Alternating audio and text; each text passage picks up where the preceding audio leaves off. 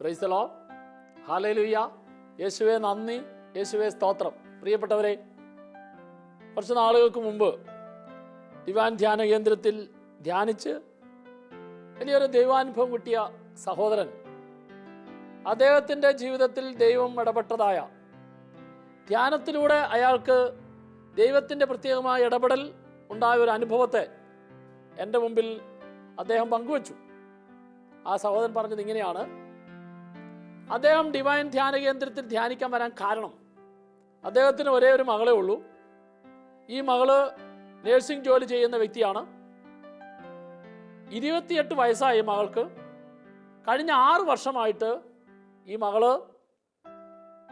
ഈ മകളുടെ വിവാഹം നടക്കുന്നതിന് വേണ്ടിയുള്ള ആലോചന നടക്കുകയാണ്. 6 വർഷമായിട്ട് വിവാഹ ആലോചന നടന്നിട്ടും ഒന്നും ഉറയ്ക്കുന്നില്ല. അതിനാൽ ഇദ്ദേഹത്തിന് വളരെയധികം 6 വർഷമായിട്ട് വിവാഹാലോചന നടന്നിട്ടും ഒന്നും ശരിയായിട്ടുള്ളതിന് കിട്ടുന്നില്ല. അദ്ദേഹം എന്നോട് പറഞ്ഞു, ഏതാണ്ട് 60 ലക്ഷം രൂപയോളം 6 വർഷമായിട്ട് ബാങ്കിൽ കിടക്കുകയാണ്. മകൾക്ക് കൊടുക്കാനുള്ള ഗിഫ്റ്റായിട്ടാണ് സ്ത്രീധനമായിട്ട് ബാങ്കിലിട്ടിരിക്കുകയാണ് 60 ലക്ഷം രൂപ. 60 ലക്ഷം രൂപ ബാങ്കിലിട്ടു, എല്ലാവിധത്തിലുള്ള ക്രമീകരണങ്ങളും ഒരുക്കി. 6 വർഷമായിട്ട് നോക്കിയിരുന്നിട്ട് വിവാഹം നടക്കുന്നില്ല. അങ്ങനെയാണ് അയാളും ഭാര്യയും ഈ വിവാഹം നടക്കാത്ത ആളും കൂടെ ഡിവൈൻ ധ്യാന കേന്ദ്രത്തിൽ ധ്യാനിക്കാൻ വരുന്നത്. അയാള് വലിയ പ്രതീക്ഷയോടെ മലയാള വിഭാഗത്തിൽ ധ്യാന ഹാളിൽ ഇരുന്നു. അദ്ദേഹത്തിൻ്റെ തൊട്ട് സമീപത്ത് ധ്യാനം കൂടാൻ വന്ന ഒരു സഹോദരൻ, അദ്ദേഹത്തിൻ്റെ വടിയിൽ ഊന്നിയാണ് നടക്കുന്നത്. അപകടത്തിൽ ഒരു കാല് നഷ്ടപ്പെട്ടു. ഈ സഹോദരൻ തൻ്റെ സമീപത്തിരുന്ന് ധ്യാനം കൂടിക്കൊണ്ടിരുന്ന വ്യക്തിയോട് എന്താണ് ഈ അവസ്ഥ സംഭവിക്കാൻ കാരണമെന്ന് ചോദിച്ചു. അയാൾ പറഞ്ഞു, ഞാനും എൻ്റെ ഭാര്യയും 2 മക്കളും കൂടെ ഞങ്ങളുടെ കാറിൽ യാത്ര ചെയ്യുകയായിരുന്നു. ആ യാത്ര ചെയ്തുകൊണ്ടിരുന്ന സമയത്ത് അപ്രതീക്ഷിതമായിട്ട് ഞങ്ങൾ സഞ്ചരിച്ചിരുന്ന വാഹനം ഒരു അപകടത്തിൽപ്പെട്ടു.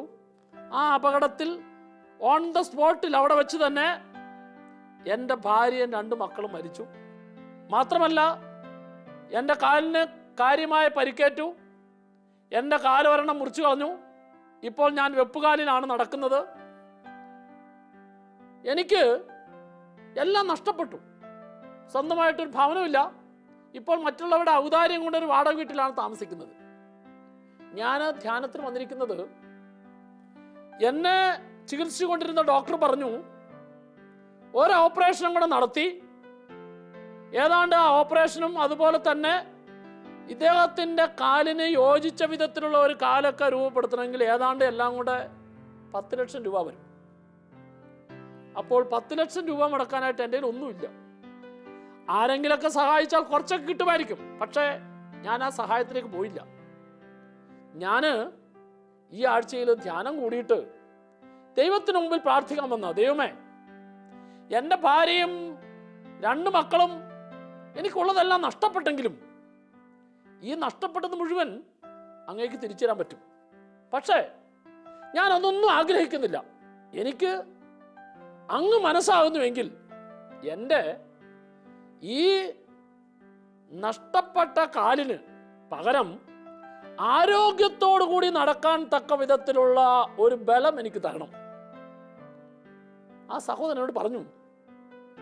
ആ കാല് നഷ്ടപ്പെട്ട വ്യക്തി അദ്ദേഹം സന്തോഷത്തോടെ പറയുകയാണ്, ആ വാഹനാപകടത്തിൽ എൻ്റെ ഭാര്യയെപ്പോലെ മക്കളെപ്പോലെ ഞാനും മരിക്കാമായിരുന്നു. പക്ഷേ എനിക്ക് അങ്ങനൊരു സംഭവിക്കാത്തതിനാൽ ഞാൻ ദൈവത്തോട് നന്ദി പറയുകയാണ്. എൻ്റെ ഭാര്യയ്ക്ക് വേണ്ടി, മക്കൾക്ക് വേണ്ടി തുടർന്നുള്ള എൻ്റെ ജീവിതം ദൈവം ആഗ്രഹിക്കുന്നത് പോലെ മുമ്പോട്ട് നയിക്കാൻ എനിക്ക് ആരോഗ്യത്തോടു കൂടി 2 കാലിൽ നടന്നു പോകാനുള്ള ഒരു ബലമെങ്കിലും എനിക്ക് തരണമേ എന്നുള്ളതാണ് എൻ്റെ പ്രാർത്ഥന. എൻ്റെ ഈ പ്രാർത്ഥനയിൽ എനിക്ക് സന്തോഷവും സമാധാനവും ഒക്കെ സ്വീകരിക്കുന്നതിന് വേണ്ടിയിട്ടാണ് ഞാൻ ഈ ആഴ്ചയിൽ ധ്യാനിക്കാനായിട്ട് വന്നിരിക്കുന്നത്. ഇദ്ദേഹത്തിൻ്റെ ഈ മനോഭാവത്തെ, പ്രതികരണത്തെ മനസ്സിലാക്കിയപ്പോൾ ആ സഹോദരനോട് പറഞ്ഞു, എൻ്റെ മകളുടെ വിവാഹം നടക്കാത്തത് കൊണ്ടാണ് ഞാൻ വിഷമിച്ചു വന്നിരിക്കുന്നത്. അതിനേക്കാൾ എത്രയോ വലിയ കാര്യമാണ് ഇദ്ദേഹത്തിൻ്റെത്. എന്ത് സംഭവിച്ചെന്നറിയാവോ? ആ ധ്യാനത്തിൽ 60 ലക്ഷം രൂപ ബാങ്കിൽ ഡിപ്പോസിറ്റ് ഇട്ടിട്ട് കഴിഞ്ഞ 6 വർഷമായിട്ട് മകളുടെ വിവാഹം നടക്കുന്നതിന് വേണ്ടി കാത്തിരിക്കുന്ന ആ പിതാവ്, അയാൾ ധ്യാനം കഴിഞ്ഞപ്പോൾ ഒരു തീരുമാനമെടുത്തു. തീരുമാനം ഇതാണ്: ഈ ഓപ്പറേഷനിലൂടെ കാല് ശരിയാക്കാമെന്ന് പറഞ്ഞതായ ആ സഹോദരനെയും കൊണ്ട് നേരെ വീട്ടിലേക്ക് പോവുക. എന്ത് ചെയ്തെന്നറിയാവോ? ഭാര്യയോടും മകളോടും ചോദിച്ചിട്ട് അവരോടൊപ്പം ഈ ഒരു കാല് നഷ്ടപ്പെട്ട വെപ്പ് കാലിൽ നടക്കുന്ന സഹോദരനെയും കൊണ്ട് അവരുടെ വീട്ടിലേക്ക് പോയി. എന്തിനു വേണ്ടിയിട്ടാണെന്നറിയാവോ? 60 ലക്ഷം രൂപ മകളുടെ വിവാഹത്തിന് വേണ്ടി ബാങ്കിലിട്ടിരിക്കുന്ന ആ വ്യക്തി ആ 60 ലക്ഷത്തിൽ നിന്ന് 10 ലക്ഷം എടുത്തിട്ട് ഇദ്ദേഹത്തിൻ്റെ ഓപ്പറേഷൻ നടത്തി ഇദ്ദേഹത്തിന് 2 കാലിലും സുഖമായിട്ട് നടക്കാൻ തക്ക വിധത്തിലുള്ള ഒരു കാര്യം ചെയ്തു കൊടുക്കുക. അത് ചെയ്തു കൊടുക്കുകയാണ് തന്നെ സംബന്ധിച്ചിടത്തോളം പ്രധാനപ്പെട്ട കാര്യമെന്ന് ദൈവത്തിന്റെ മുമ്പിലിരുന്ന് അയാൾ വചനം കേട്ടപ്പോൾ ദൈവത്തിന്റെ പരിശുദ്ധാത്മാവ് അയാൾക്ക് ബോധ്യപ്പെടുത്തി കൊടുത്തു. ഈ ബോധ്യപ്പെടുത്തി കൊടുത്തതായ കാര്യം നടപ്പാക്കാൻ വേണ്ടിയിട്ടാണ് ഈ സഹോദരനെ കൊണ്ട് വീട്ടിലേക്ക് പോയത്. നേരത്തെ ചികിത്സിച്ചിരുന്ന ഡോക്ടറുടെ അടുക്കൽ ഈ കാല് നഷ്ടപ്പെട്ട വ്യക്തിയെ കൊണ്ട് അദ്ദേഹം പോയി. എന്നിട്ട് ഓപ്പറേഷനുള്ള തീയതി ഫിക്സ് ചെയ്തു. അതിനുള്ള ക്രമീകരണങ്ങളും അദ്ദേഹം ഏർപ്പെടുത്തി കൊടുത്തു. മാത്രമല്ല, ഓപ്പറേഷൻ ചെയ്ത് ഹോസ്പിറ്റലിൽ കിടക്കുമ്പോൾ ആ ഓപ്പറേഷൻ ചെയ്ത് കിടക്കുന്ന രോഗിയായിരിക്കുന്ന വ്യക്തിയെ ചികിത്സിക്കാനായിട്ട് തൻ്റെ മകളെ, നേഴ്സായിട്ടുള്ള മകളെ ഇദ്ദേഹം അവിടെ അപ്പോയിന്റ് ചെയ്തു, അതിന് ഏർപ്പാട് ചെയ്തു. പ്രിയപ്പെട്ടവരെ, ഇങ്ങനെ അദ്ദേഹം ചെയ്തു കഴിഞ്ഞപ്പോൾ ഈ കാലിൻ്റെ ഓപ്പറേഷൻ നടത്തിയ ഡോക്ടർ ഈ കാര്യങ്ങളെക്കുറിച്ചെല്ലാം അറിഞ്ഞു. അപ്പോൾ ആ ഓപ്പറേഷൻ വിജയപ്രദമായിരുന്നു, നല്ല രീതിയിൽ നടത്തി. പക്ഷേ ഓപ്പറേഷൻ നടത്തിയതായ ഡോക്ടർ, അദ്ദേഹത്തിൻ്റെ ഉള്ളിൽ പരിശുദ്ധാത്മാവിൻ്റെ വലിയൊരു പ്രേരണ ഉണ്ടായി. എന്താണെന്നറിയാവോ? അദ്ദേഹത്തിൻ്റെ മകൻ ഒരു ഡോക്ടറാണ്. അദ്ദേഹത്തിൻ്റെ മകൻ്റെ വിവാഹത്തിന് വേണ്ടി നല്ലൊരു ജീവിത പങ്കാളിയെ, നല്ലൊരു പെൺകുട്ടിയെ ലഭിക്കണമെന്നുള്ള ആഗ്രഹത്തോടെ കുറച്ച് നാളായിട്ട് അയാൾ അന്വേഷിക്കുകയും പ്രാർത്ഥിക്കുകയും ചെയ്യുകയാണ്. ഇതാ അദ്ദേഹത്തിൻ്റെ അന്വേഷണവും പ്രാർത്ഥനയും എല്ലാം ഇവിടെ ഒരു ഉത്തരമായി മാറി. ആ പിതാവ് അദ്ദേഹത്തിൻ്റെ ഡോക്ടറായിട്ടുള്ള മകനെ ഈ നേഴ്സായിട്ടുള്ള മകളെ കാണിച്ചു കൊടുക്കുകയും ഇവരുടെ കാര്യങ്ങളെല്ലാം കൃത്യമായിട്ട് പറയുകയും അതിനുശേഷം പ്രിയപ്പെട്ടവരെ, ആ ഡോക്ടറുടെ മകൻ ആ മകനുമായിട്ട് ഈ നേഴ്സ് പെൺകുട്ടിയുമായിട്ടുള്ള വിവാഹം ഉറപ്പിച്ചു.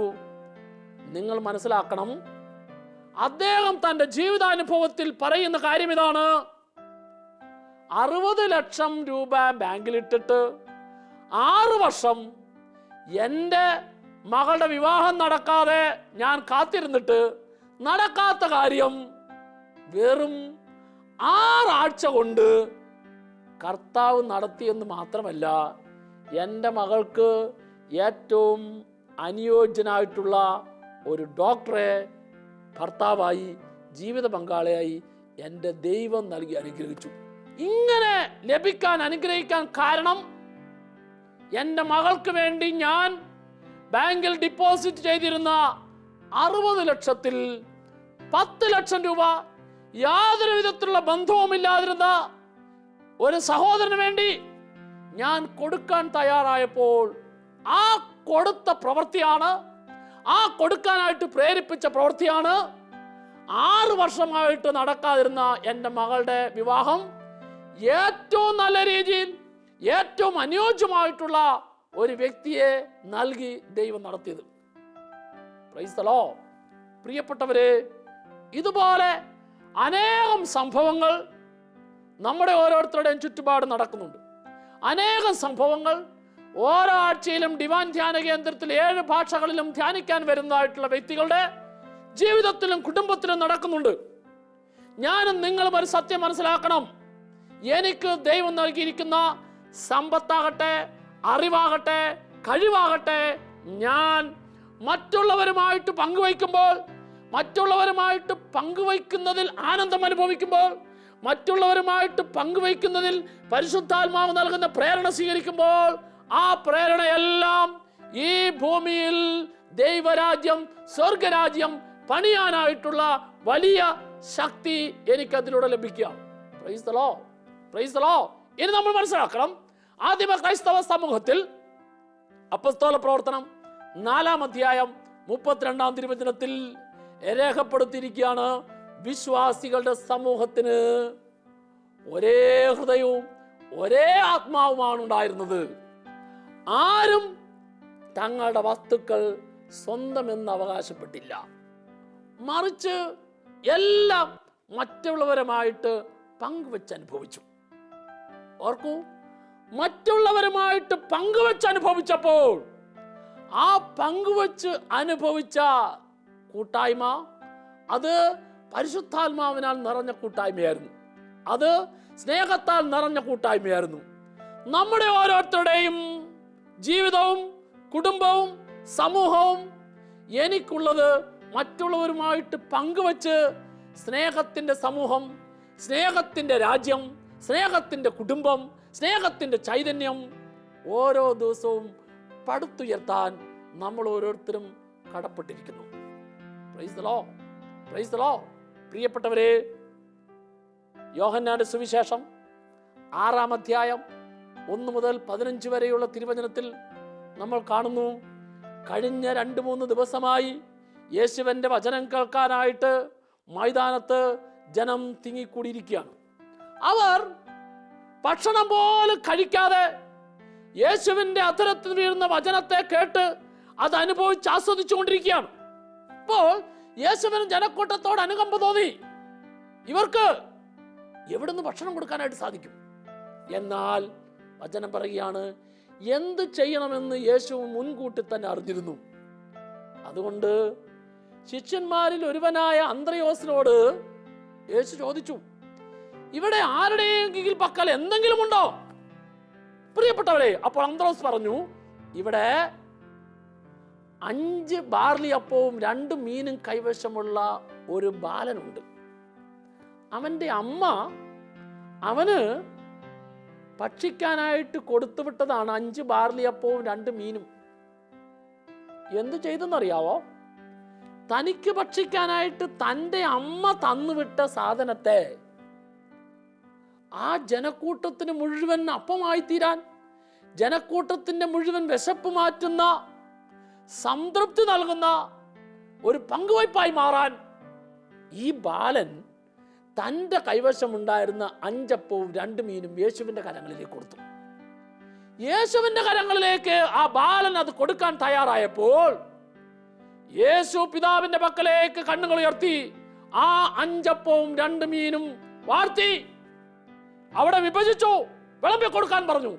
ഇതാ 5000 അതിലധികം ജനക്കൂട്ടത്തെ ഈ 5 അപ്പവും 2 മീനും യേശു വർദ്ധിപ്പിച്ചത് അവർക്ക് മുഴുവൻ സംതൃപ്തി നൽകുന്നോളം കൊടുക്കാനായിട്ട് സാധിച്ചു. മാത്രമല്ല 12 കുട്ട നിറയെ ബാക്കി വരികയും ചെയ്തു. എന്താ ഇതിൻ്റെ കാരണം? ഇതിൻ്റെ കാരണം ആ ബാലൻ അവൻ്റെ കൈവശമുണ്ടായിരുന്നതിനെ മറ്റുള്ളവർക്ക് കൊടുക്കുന്നതിന് വേണ്ടിയിട്ട് പങ്കുവയ്ക്കാൻ യേശുവിൻ്റെ കരങ്ങളിലേക്ക് കൊടുത്തു. യേശുവിൻ്റെ കരങ്ങളിലേക്ക് പങ്കുവയ്ക്കാൻ കൊടുക്കാൻ തയ്യാറായവൻ. പ്രിയപ്പെട്ടവരെ, ഇതുപോലെ ഓരോ വ്യക്തിയും തനിക്കുള്ളതിനെ മറ്റുള്ളവർക്ക് വേണ്ടി പങ്കുവയ്ക്കാൻ തയ്യാറാവുമ്പോഴാണ്, മറ്റുള്ളവർക്കായി കൊടുക്കാൻ തയ്യാറാവുമ്പോഴാണ് ദൈവരാജ്യം വ്യക്തികളിലും കുടുംബങ്ങളിലും കരഗതമാവുക, വന്നു നിറയുക. യേശു എന്ത് ചെയ്തു? എല്ലാവർക്കും, ഒരുവൻ പോലും നശിച്ചു പോകരുത്, എല്ലാവരും യേശുവിൻ്റെ സ്നേഹത്തിൻ്റെ സമൃദ്ധി അനുഭവിക്കണം, യേശുവിൻ്റെ സന്തോഷത്തിൻ്റെ സമൃദ്ധി അനുഭവിക്കണം. അതിനു വേണ്ടിയിട്ട് യേശു തൻ്റെ പരിശുദ്ധമായ ജീവിതത്തെ ഓരോ പാപിക്കും തങ്ങളുടെ പാപത്തെ ഉപേക്ഷിച്ച് രക്ഷയ്ക്കായി കൊടുക്കാൻ തയ്യാറായി. യേശു പഠിപ്പിച്ച വചനങ്ങളിൽ വളരെ പ്രധാനപ്പെട്ട ഒരു കാര്യമാണ് യോഹന്നാന്റെ സുവിശേഷം 15-ാം അധ്യായം 13-ാം തിരുവചനം. യേശു പറഞ്ഞു, ജീവൻ ബലി കഴിക്കുന്നതിനേക്കാൾ വലിയ സ്നേഹമില്ല. സ്നേഹിതന് വേണ്ടി ജീവൻ ബലി കഴിക്കുന്നതിനേക്കാൾ വലിയ സ്നേഹമില്ല. പഠിപ്പിച്ച യേശു ഈ പഠിപ്പിച്ച കാര്യം കാണിച്ചു തന്നതാണ് കാൽവരി മലയിലെ കുരിശൻ. ഈശോ തൻ്റെ ശരീരവും രക്തവും മനുഷ്യ മക്കൾക്ക് നിത്യജീവൻ നൽകുന്ന അനുഗ്രഹമായി, അടയാളമായി മുറിച്ചു കൊടുത്തു. പ്രിയപ്പെട്ടവരെ, കുരിശിൽ മുറിച്ചു നൽകുന്നതിന് മുമ്പ് അന്ത്യാത്താഴത്തിൽ യേശു പറഞ്ഞു, യോഹന്നാന്റെ സുവിശേഷം 6-ാം അധ്യായം 51 മുതൽ 59 വരെയുള്ള തിരുവചനം, ഞാൻ സ്വർഗ്ഗത്തിനിറങ്ങുന്ന ജീവനുള്ള അപ്പമാണ്. ഈ അപ്പം ഭക്ഷിക്കുന്നവൻ, ഇതിൽ നിന്ന് പാനം ചെയ്യുന്നവൻ, അവൻ നിത്യമായി ജീവിക്കും. ഈ നിത്യജീവൻ നൽകുന്ന യഥാർത്ഥ ഭക്ഷണം എൻ്റെ ശരീരമാണ്. യഥാർത്ഥ പാനീയം എൻ്റെ രക്തമാണ്. എൻ്റെ ശരീരവും രക്തവും ഭക്ഷിക്കുകയും പാനം ചെയ്യുകയും ചെയ്യുന്നവന് അവന് നിത്യജീവനുണ്ട്. അവനൊരിക്കലും മരണമില്ല. എന്ന് പറഞ്ഞാൽ അവൻ്റെ ഈ ലോക ജീവിതം താൽക്കാലികമായ കുറച്ച് നാൾ കഴിയുമ്പോൾ ഇല്ലാതാവുമായിരിക്കും. പക്ഷേ അവന് അതൊരു നിത്യമായ മരണമല്ല. അത് ഒരു സ്വർഗീയ ആനന്ദം നൽകുന്ന താൽക്കാലികമായിട്ടുള്ള ഒരു മരണം മാത്രമാണ്. എന്നാൽ എൻ്റെ ശരീരം ഭക്ഷിക്കുകയും എൻ്റെ രക്തം പാനം ചെയ്യുകയും ചെയ്താൽ അവന് ഒരിക്കലും മരണമുണ്ടാവുകയില്ല. അവൻ നിത്യവും എന്നോടൊപ്പം സന്തോഷത്തിൻ്റെ, ആനന്ദത്തിൻ്റെ സ്ഥലത്തായിരിക്കും. പ്രിയപ്പെട്ടവരെ, ഈ സന്തോഷത്തിൻ്റെയും ആനന്ദത്തിൻ്റെയും സ്ഥലത്ത് എന്നും എപ്പോഴും ആയിരിക്കണമെങ്കിൽ ഞാൻ എന്നെ തന്നെ മറ്റുള്ളവർക്കായിട്ട് യേശു നൽകിയതുപോലെ മുറിച്ചു നൽകാൻ, വിളമ്പിക്കൊടുക്കാൻ തയ്യാറാകണം. Praise the Lord.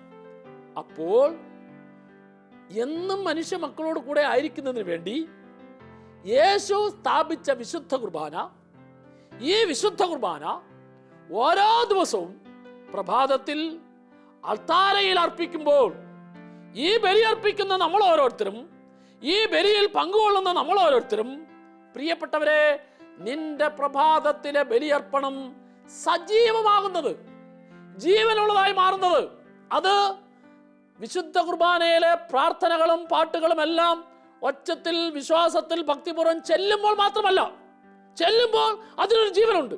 എന്നാൽ നിന്റെ പ്രഭാതത്തിലെ ബലി സജീവമാകുന്നത്, ജീവനുള്ളതായി മാറുന്നത് ആ ബലിയർപ്പണം തീരുമ്പോഴല്ല, മറിച്ച് ഓരോ ദിവസവും നീ പ്രഭാതത്തിൽ അർപ്പിക്കുന്ന ബലി സജീവമാകുന്നത് രാത്രിയിൽ നീ കടന്നുറങ്ങാൻ പോകുന്ന സമയം വരെയുള്ള ആ സമയത്താണ്. എന്ന് പറഞ്ഞാൽ യേശുക്രിസ്തു അൾത്താരയിലെ ബലിയിൽ, കുരിശിലെ ബലിയിൽ അവിടുന്ന് ചെയ്ത കാര്യങ്ങൾ മുഴുവനും ഓരോ ദിവസവും വിശുദ്ധ കുർബാനയിൽ അൾത്താരയിലെ ബലിയിൽ അവിടുന്ന് മുറിച്ചു നൽകുമ്പോൾ, ഈ മുറിച്ചു നൽകുന്ന അൾത്താരയിലെ ബലിയിൽ പങ്കുകാരായി തീരുന്ന നമ്മൾ ഓരോരുത്തരും നമ്മുടെ ജീവിതത്തിൽ ഈ ബലി കഴിഞ്ഞ് പുറത്തേക്ക് ഇറങ്ങുമ്പോൾ നിന്റെ അന്നേ ദിവസത്തെ ജീവിതത്തിൽ, നിന്റെ കുടുംബത്തിൽ, നിന്റെ ഭാര്യയ്ക്ക് വേണ്ടി, നിന്റെ മക്കൾക്ക് വേണ്ടി, നിന്റെ പ്രിയപ്പെട്ടവർക്ക് വേണ്ടി, നീ ജോലി ചെയ്യുന്ന ജോലി സ്ഥലത്തെ സഹപ്രവർത്തകർക്ക് വേണ്ടി ദൈവം നിനക്ക് നൽകിയിരിക്കുന്ന കഴിവ്, ദൈവം നിനക്ക് നൽകിയിരിക്കുന്ന ഓരോ കാര്യങ്ങളെയും നീ നിന്റെ ഭാര്യയ്ക്കും, നിന്റെ ഭർത്താവിനും,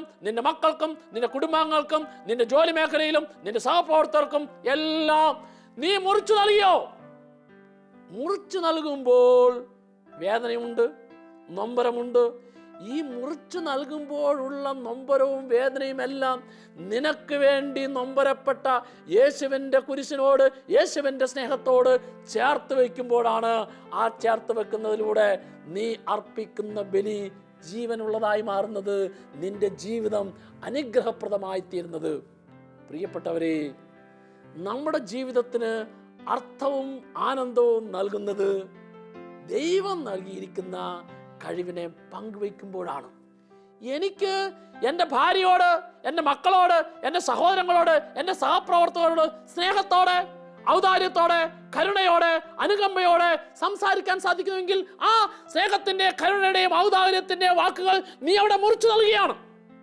ആ മുറിച്ചു നൽകുന്നത് വഴി അത് കേൾക്കുകയും സ്വീകരിക്കുകയും ചെയ്യുന്ന ഓരോ വ്യക്തിക്കും ആശ്വാസമായ അനുഗ്രഹമായി മാറുകയാണ്. ഇപ്രകാരം ആശ്വാസമായ അനുഗ്രഹമായി മാറുന്ന വാക്കായിരിക്കണം, പ്രവൃത്തിയായിരിക്കണം, പെരുമാറ്റമായിരിക്കണം നിന്റേത്. അപ്പോഴാണ് നീ പ്രഭാതത്തിൽ അർപ്പിച്ച ബലി ജീവനുള്ളതായി മാറുന്നത്. ഗലാത്യ ലേഖനം 6-ാം അധ്യായം 2-ാം തിരുവചനത്തിൽ ഇങ്ങനെ പറയും, ഓരോരുത്തരും മറ്റുള്ളവർക്ക് വേണ്ടി പങ്കുവെക്കുന്ന, നിങ്ങൾ ഓരോരുത്തരും മറ്റുള്ളവരുടെ കാര്യത്തിൽ കൂടി ശ്രദ്ധയുള്ളവരായി മാറി അവരുടെ താല്പര്യം കൂടി മനസ്സിലാക്കി അങ്ങനെ നീ ചെയ്യുമ്പോൾ നീ യേശുക്രിസ്തുവിൻ്റെ പ്രമാണത്തെ പൂർത്തീകരിക്കുകയാണ് ചെയ്യുക.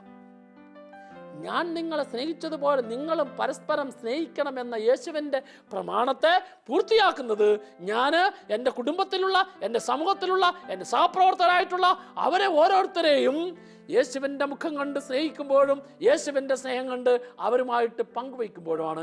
ഈ സ്നേഹത്തിൻ്റെയും പങ്കുവയ്പ്പിൻ്റെയും ജീവിതമാണ് ആദിമ ക്രൈസ്തവ സമൂഹം നമുക്ക് മാതൃകയായി തന്നത്.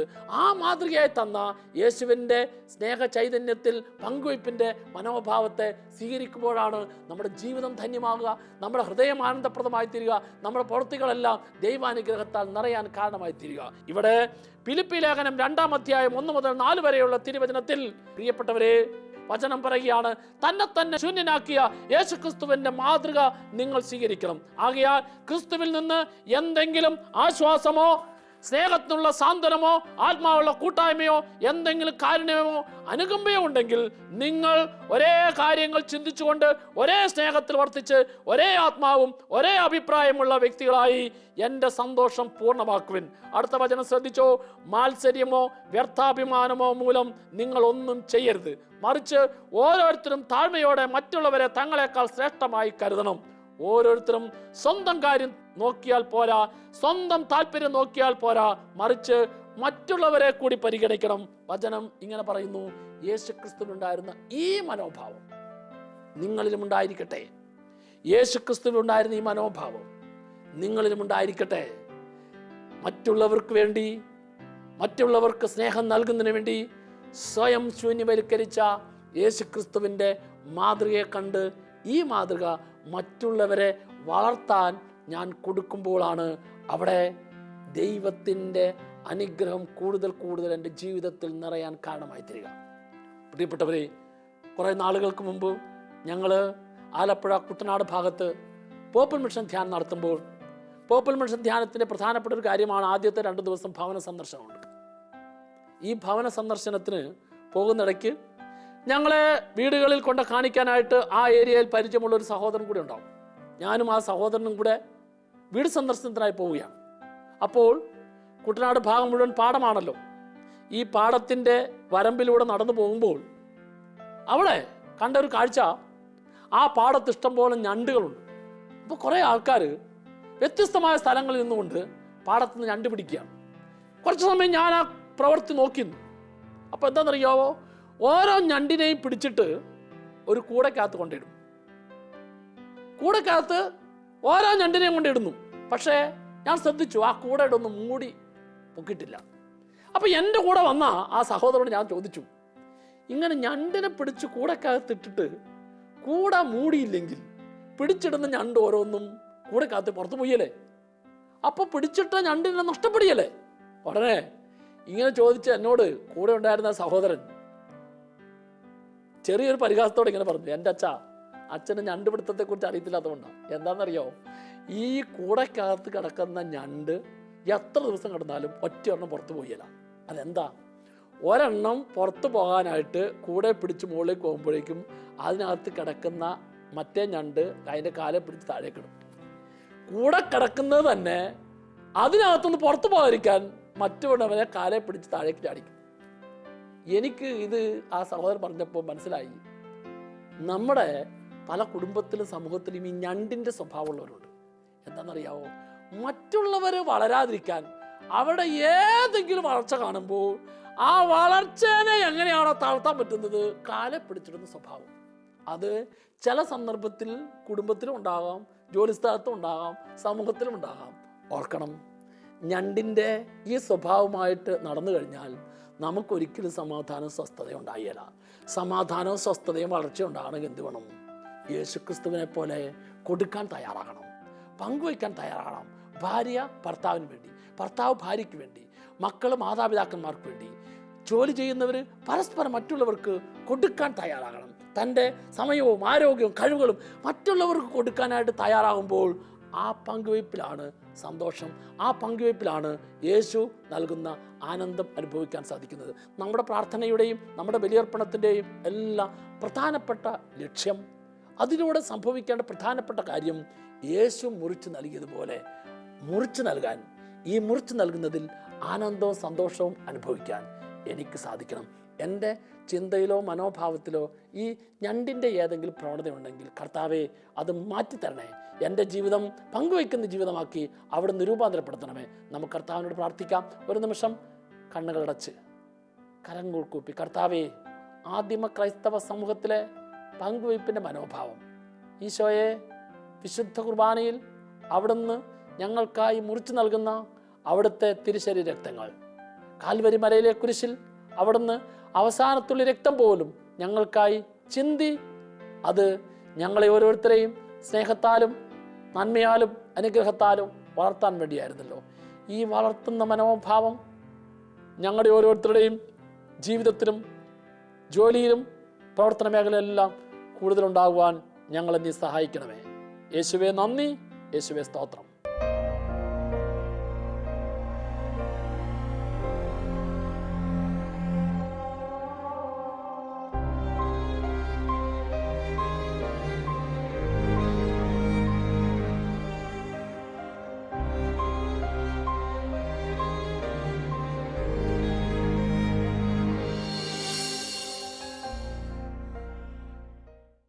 വിശദ വിവരങ്ങൾക്ക് director, divine vision divine retreat centre, Muringoor, Chalakudy 680316, Kerala, south India. Telephone 0091 480 270 8098, 0091 480 270 2613.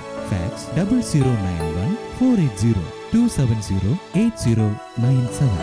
Email mail.divintv@gmail.com. Website www.drcm.org.